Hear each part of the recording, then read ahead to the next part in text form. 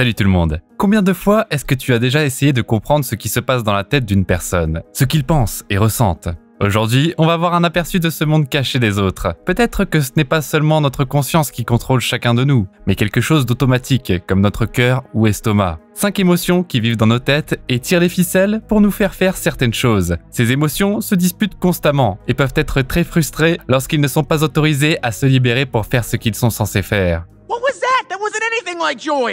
Les scénaristes ont d'abord envisagé d'inclure jusqu'à 27 émotions différentes dans l'histoire, mais ils ont finalement choisi de s'en tenir à seulement 5.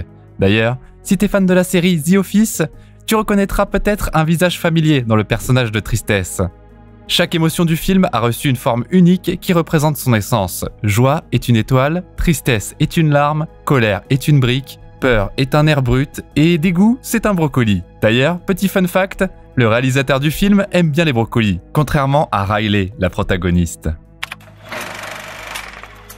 Riley, qui vient tout juste de naître, ouvre les yeux et voit ses parents. À ce moment-là, joie, sa première émotion, ainsi que le premier souvenir joyeux de l'amour de son père et de sa mère apparaissent dans l'esprit de Riley. Joie prend la boule jaune vif avec le souvenir et l'envoie à travers un mécanisme fantaisiste à un endroit où les moments les plus précieux de la vie de la fille seront stockés. L'avenir de Riley semble brillant et plein de bonheur. Mais Joie ne reste pas seule bien longtemps. 33 secondes plus tard, Tristesse prend le relais. Pourquoi cette émotion inutile est-elle venue là?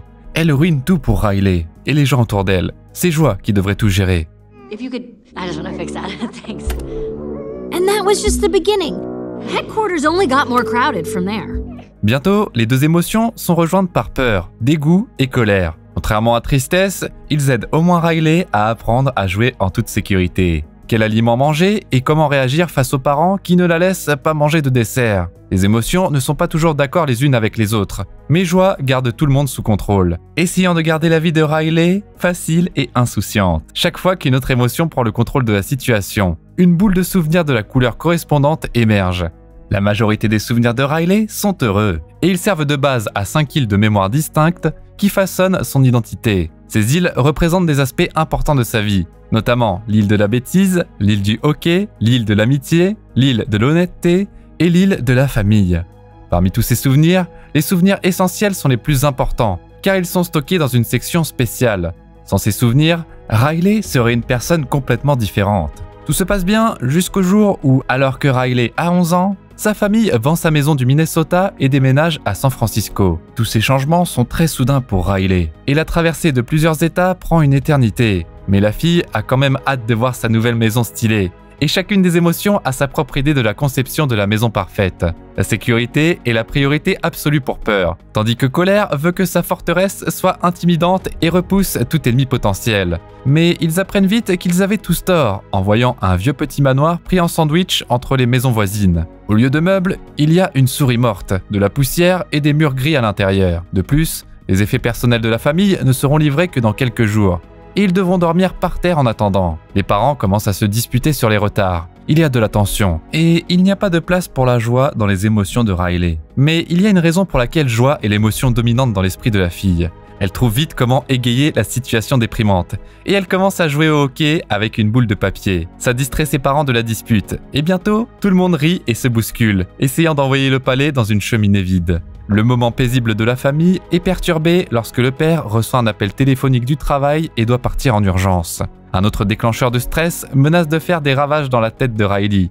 Mais Joie utilise un souvenir récent pour remédier à la situation. Et avec sa mère, la jeune fille sort manger dans une pizzeria qu'ils ont vue en passant. Mais à la grande déception de Riley, la seule option de pizza qu'il prononce vient avec de grandes quantités de brocolis. Les souvenirs de Riley de l'endroit prennent une couleur verte, désagréable. Mais sur le chemin du retour, elle parle avec sa mère des incidents hilarants qui se sont produits pendant leur voyage. Joie rappelle à Riley les beaux moments pour lui remonter le moral, quand tout à coup, les souvenirs joyeux deviennent bleus, la couleur de la tristesse. Les émotions commencent à paniquer, et il voit que Tristesse a touché une bille qui était jaune vif avant. Joie essaie de réparer le souvenir, mais il s'avère être irrévocablement ruiné. Could go in sadness. Now when Riley thinks of that moment with Dad, she's gonna feel sad. Bravo. I'm sorry, Joy. Tristesse essaie de s'excuser, mais d'autres émotions lui demandent seulement de ne rien toucher jusqu'à ce qu'il comprenne ce qui se passe.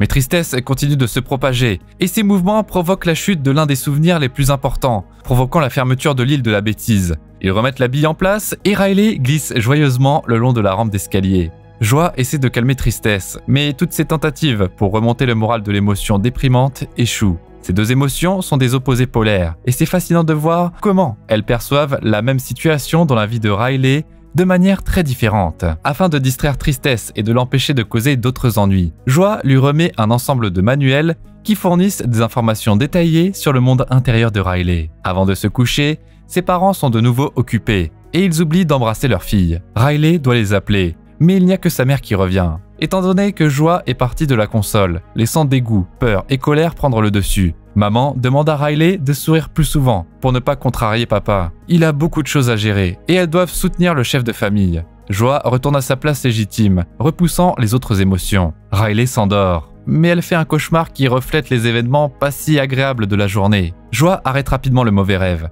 le remplaçant par le souvenir chéri de Riley, patinant aux côtés de ses parents sur un lac gelé dans sa ville natale du Minnesota. Le premier jour à la nouvelle école arrive, et Joie assigne des responsabilités cruciales aux autres émotions pour assurer une transition en douceur dans l'environnement inconnu. Pour éviter toute mauvaise humeur imprévue que Tristesse pourrait apporter, Joie lui confie la tâche la plus importante, rester à l'intérieur du cercle qu'elle a dessiné sur le sol. Riley se rend en cours, disant joyeusement au revoir à ses parents. Dans la salle de cours, l'enseignante demande à Riley de se présenter à tout le monde. Peur ne se sent pas bien, mais Joie prend les choses en main, et Riley commence une histoire sur sa vie dans le Minnesota. La fille pourrait continuer encore et encore à parler du souvenir heureux, mais c'est là qu'une chose effrayante se produit, ou plus précisément, une chose triste. Riley se rend compte que ces moments ne se reproduiront plus jamais, et que personne ne va patiner à San Francisco. C'est une autre des manigances de Tristesse qui a fourré son nez là où elle n'était pas censée aller. Alors que les autres émotions tentent de cacher la mémoire, Tristesse prend le contrôle de la console, faisant pleurer Riley devant ses camarades de classe. But everything's different now. Since we moved. Soudainement, un nouveau souvenir essentiel est créé. C'est la première fois que c'est un souvenir bleu et triste. Choqué par ce fait, Joie veut se débarrasser de la bille pour que Riley l'oublie rapidement. Mais Tristesse, qui a attentivement lu le manuel, se bat pour le droit de garder la bille parmi les souvenirs essentiels. Leur combat entraîne la chute de tous les souvenirs essentiels. Cet accident provoque la fermeture de toutes les îles de la personnalité de Riley. Le mécanisme de mémoire à long terme est activé, aspirant joie, tristesse, ainsi que les billes de souvenirs essentiels. Riley essuie ses larmes avec un regard vide, et elle s'assoit à son bureau. Joie et tristesse s'envolent de plus en plus loin du quartier général, et elles se retrouvent dans le vaste labyrinthe de la mémoire à long terme d'un côté et les oubliettes de l'autre. Sans ces deux émotions, Riley ne sera pas en mesure d'être heureuse ou triste, et les émotions sont sur le point de faire leur chemin à travers un gouffre énorme dont rien n'est encore revenu. En l'absence de joie, le trio restant, c'est-à-dire dégoût, peur et colère, tente d'imiter le comportement normal de la fille joyeuse. Ça ne se passe pas bien, et au dîner, Riley a l'air déprimée. Elle répond aux questions de ses parents sur son premier jour à l'école, et sa mère, qui a une tristesse calme et expérimentée qui gère son esprit, essaie de comprendre ce qui se passe. Elle n'y arrive pas cependant, et papa, contrôlé par colère, intervient. Quand les tensions montent, papa renvoie Riley dans sa chambre. Pendant ce temps-là, Joie et Tristesse tentent de se rapprocher du quartier général en passant par l'île de la bêtise. Papa entre dans la chambre de Riley, essayant de se réconcilier avec elle, et il commence à faire des blagues enjouées pour apaiser la tension. Ça ne marche pas, et l'île de la bêtise s'effondre complètement, volant dans les oubliettes. Joie et tristesse parviennent à peine à s'échapper. Elles sont choquées, mais tant qu'elles ont les souvenirs essentiels dans leurs mains, tout n'est pas perdu. Bien que Tristesse soit fatiguée et ne puisse pas marcher, Joie attrape sa jambe et la traîne à travers le labyrinthe pour atteindre l'île suivante. Toute la nuit, elle passe devant les étagères, et quand Riley est déjà réveillée, elle rencontre deux ouvriers qui trient les souvenirs. 4 years of piano lessons. Yeah, it looks pretty faded. You know what? Save chopsticks and heart and soul, get rid of the rest. Les boules fanées sont envoyées dans les oubliettes, mais cette chanson de la publicité de chewing-gum ne part jamais, et elle est régulièrement envoyée directement au siège, juste pour le plaisir. Joie est terrifiée par le fait que même les souvenirs heureux qu'elle a contribué à produire sont destinés à être oubliés. Alors que Riley discute en vidéo avec sa meilleure amie du Minnesota, elle apprend qu'une nouvelle fille a déjà pris sa place dans l'équipe de hockey. En colère, elle met brusquement fin à l'appel et l'île de l'amitié s'effondre également dans les oubliettes. Avant que Joie n'ait le temps de comprendre ce qui s'est passé, elle se dépêche de réparer la situation. Soudainement, parmi les étagères avec les billes de mémoire, elle voit une créature étrange voler des souvenirs dans un sac. La créature maladroite et drôle est un ancien ami imaginaire de Riley, nommé Bing Bong. Riley l'a inventé quand elle avait 3 ans, et elle jouait beaucoup avec lui. Ils avaient même une chanson qui propulsait une fusée spatiale assemblée à partir d'un chariot. Who's your friend who likes to play? Bing bang, bing bang. His rocket makes you yell hooray! Bing bong, bing bong! Il montre à Joie le train de la pensée, qui envoie régulièrement des idées au quartier général, et il peut y emmener les émotions rapidement et en toute sécurité. Sa station est dans le pays de l'imaginaire. Il y a un raccourci qui passe à travers un tunnel de pensée abstraite, bien qu'il y ait un panneau d'avertissement au-dessus. Le trio entre à l'intérieur. Pendant ce temps-là, Riley s'assoit seule au déjeuner de sa nouvelle école, et elle commence à réfléchir au concept de solitude. Les travailleurs de l'esprit activent le tunnel de la pensée abstraite, et les voyageurs commencent à se fragmenter et à se transformer en formes plus simples. Ils parviennent à ramper comme des vers plats de différentes couleurs, mais ils n'arrivent pas au train à temps. Mais Bing Bong ne se décourage pas, et il les conduit à une autre station du pays de l'imagination. Ils traversent une forêt de frites, une ville nuageuse, et voient une machine pour créer des copains imaginaires. Bing Bong trouve sa fusée cachée, et il l'emporte avec lui. Riley est aux essais de hockey, et Peur essaie de faire fonctionner l'île à nouveau. Mais Riley n'arrive pas à se concentrer à cause de ses soucis, et elle n'arrive pas à marquer un but. Furieuse, elle laisse tomber le bâton, et elle rentre chez elle. L'île Hockey s'effondre dans les oubliettes. Il y a aussi des changements dans le pays de l'imaginaire. Le château de princesse et le temple de la renommée des animaux en peluche sont démolis. Ça fait peur à Bing Bong, car les travailleurs tentent également de se débarrasser de sa fusée. Il est très contrarié, car il voulait voler sur la lune avec Riley. Tristesse sympathise avec Bing Bong et lui fait un câlin, et il pleure des bonbons sur son épaule, bien qu'il se sente mieux après ça. Joie est très surprise de voir que Tristesse ait réussi à remonter le moral de leur compagnon, alors que Joie n'y est pas arrivée. Il se précipite et saute dans le train de la pensée. Pendant ce temps-là, les émotions restantes sur la console tentent d'améliorer l'humeur de Riley, qui ne cesse de s'aggraver. Colère trouve une idée. Puisque tous les souvenirs heureux de Riley proviennent du Minnesota, ils doivent y retourner. Ils n'ont pas le temps d'implanter l'idée parce que la fille s'endort. Le train de la pensée s'arrête aussi. Joie et les autres ne peuvent pas attendre et ils décident de réveiller Riley, donc ils vont au studio de rêve. À l'intérieur, tout ressemble à un décor de film en coulisses. Tristesse propose d'effrayer Riley pour la réveiller, mais Joie pense qu'il vaut mieux la réveiller avec quelque chose de doux et joyeux. Avec Tristesse, ils mettent un costume de chien et ils arrivent sur le plateau où Riley est censé être venu à l'école, sans son pantalon. Bing Bong aide à faire tomber le rideau, mais les choses ne se passent pas comme prévu et la scène se transforme en cauchemar.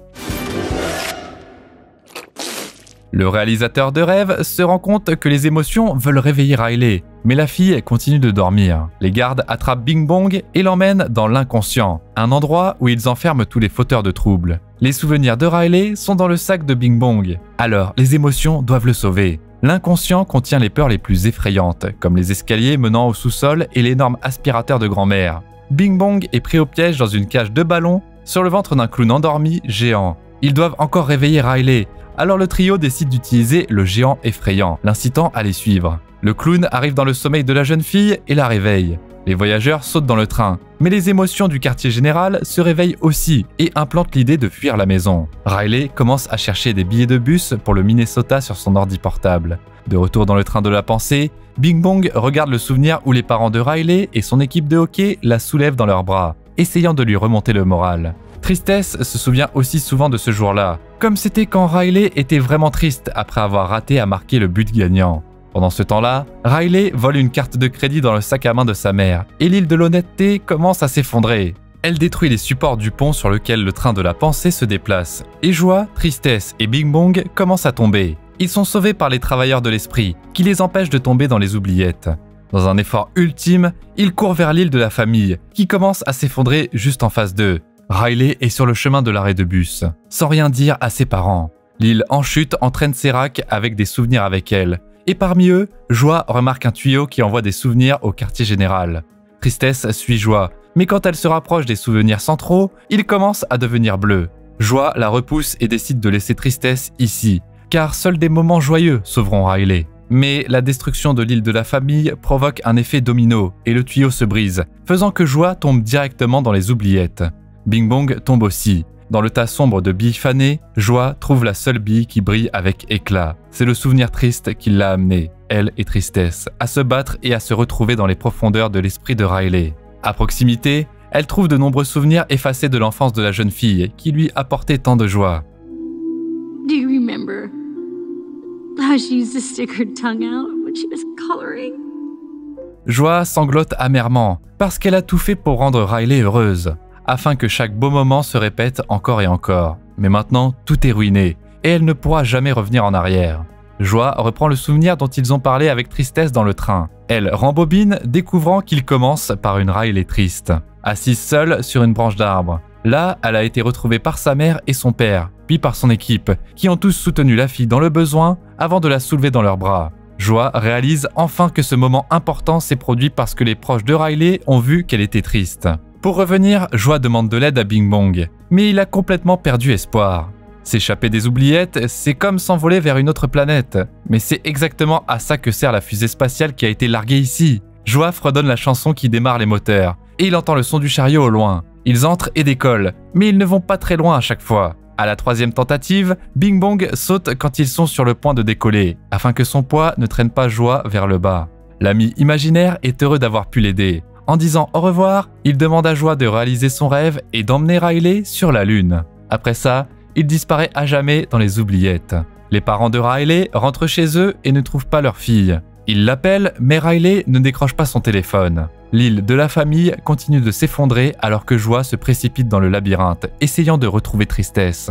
Elle s'allonge par terre en essayant de comprendre ce que Tristesse ferait, et elle voit que la rangée inférieure de billes sur les étagères sont toutes bleues. Joie suit la piste et voit Tristesse, mais elle part, affirmant que Riley ira mieux sans elle. En regardant la destruction de la dernière île sur laquelle repose l'identité de Riley, les émotions au quartier général tirent la sonnette d'alarme et essaient de retirer l'ampoule avec l'idée de s'enfuir de la console. Là, la console entière ne marche plus et devient inactive. Riley est complètement obsédée par une idée, et elle ne ressent plus d'émotion. Au même moment, dans le pays de l'imaginaire, Tristesse grimpe sur un nuage de pluie, tandis que Joie trouve le copain imaginaire de Riley, avant de lancer une production de masse et d'empiler les clones dans le sac sans fond de Bing Bong. Ça ne les dérange pas, puisque chacun prétend être prêt à mourir pour Riley. Joie souffle ensuite le nuage avec Tristesse dessus vers le quartier général à l'aide d'un ballon, et elle court jusqu'au bord des oubliettes.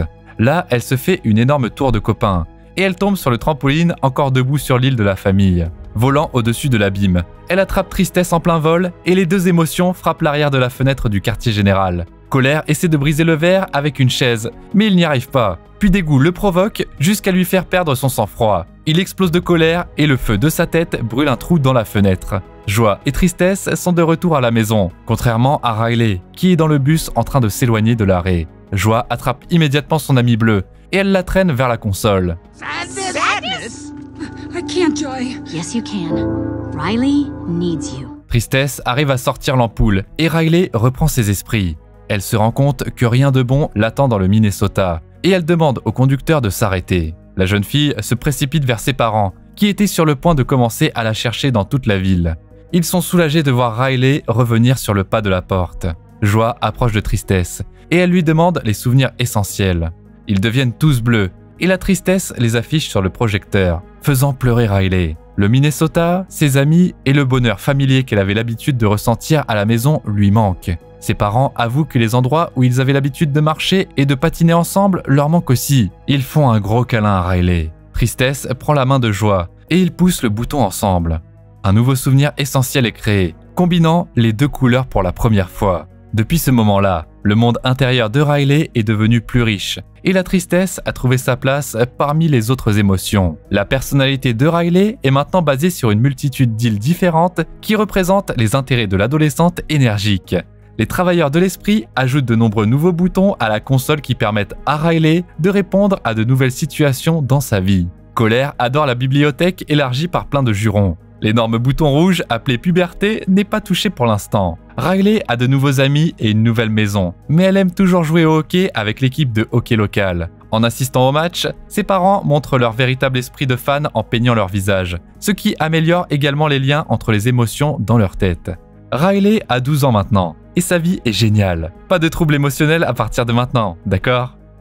D'ailleurs, ce film est sorti avec des changements mineurs au Japon. ils ont dû changer la scène avec le brocoli pour le public local. En fait, la plupart des enfants japonais adorent le brocoli, et les créateurs ont donc dû utiliser des poivrons verts à la place, légumes qu'ils trouvent dégoûtants. Bien qu'il existe de nombreuses théories différentes sur le fonctionnement interne de l'esprit humain, personne ne comprend pleinement son mécanisme. Le film ne dépeint qu'une seule de ces théories, qui a été créée par le psychologue Paul Ekman. Le scientifique a soigneusement observé les expressions faciales humaines et identifié les émotions primaires. En plus des 5 émotions décrites dans le film, il compte également le mépris et la surprise. Les expressions faciales ne transmettent pas toujours le spectre complet des émotions.